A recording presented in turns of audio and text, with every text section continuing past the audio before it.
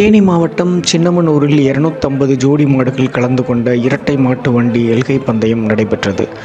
தேனி மாவட்டம் சின்னமனூரில் அஇஅதிமுக ஓபிஎஸ் அணியின் சார்பாக முன்னாள் முதல்வர்கள் எம்ஜிஆர், ஜெயலலிதா மற்றும் ஓ. பன்னீர்செல்வம் ஆகியோரின் பிறந்த நாளை முன்னிட்டு இரட்டை மாட்டு எல்கை பந்தயம் நடத்தினர்.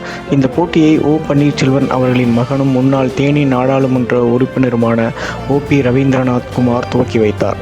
துவக்கி வைக்கும் பொழுது முதல் வண்டியை தானே அமர்ந்து வண்டியை ஓட்டி துவக்கி வைத்தார். மேலும் உசிலம்பட்டி சட்டமன்ற உறுப்பினர் ஐயப்பன் அவர்கள் சிறப்பு அழைப்பாளராக கலந்து கொண்டு இரட்டை மாட்டு வண்டியில் அமர்ந்து புகைப்படம் எடுத்துக்கொண்டார் என்பது குறிப்பிடத்தக்கது. இப்போட்டி சின்னமனூரில் இருந்து தென்பழனி வரை சுமார் 6 கிலோமீட்டர் தூரம் நடைபெற்ற இந்த மாட்டு வண்டி எல்கை பந்தயத்தில் தேனி, மதுரை, சிவகங்கை, திண்டுக்கல், திருச்சி உள்ளிட்ட பல்வேறு மாவட்டங்களில் இருந்து 250க்கும் மேற்பட்ட ஜோடி மாட்டு வண்டிகள் பங்கேற்றனர்.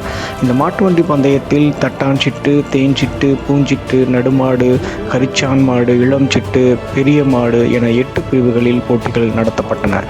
இந்த போட்டியில் மாட்டு வண்டிகள் பந்தய எல்லையை நோக்கி சீறி பாய்ந்து சென்றபோது பங்கேற்ற மாடுகளையும் மாட்டு வண்டியை ஓட்டுபவர்களையும் உற்சாகப்படுத்தும் வகையில் சாலையோரம் நின்றிருந்த பார்வையாளர்கள் ஏராளமானோர் ஆரவாரம் செய்து உற்சாகப்படுத்தினார்கள்.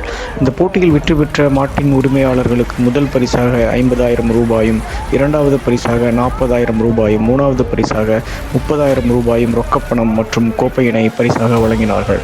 இந்த இரட்டை மாட்டு வண்டி பந்தயத்தை 1000க்கும் மேற்பட்ட பொதுமக்கள் கண்டுகளித்தனர்.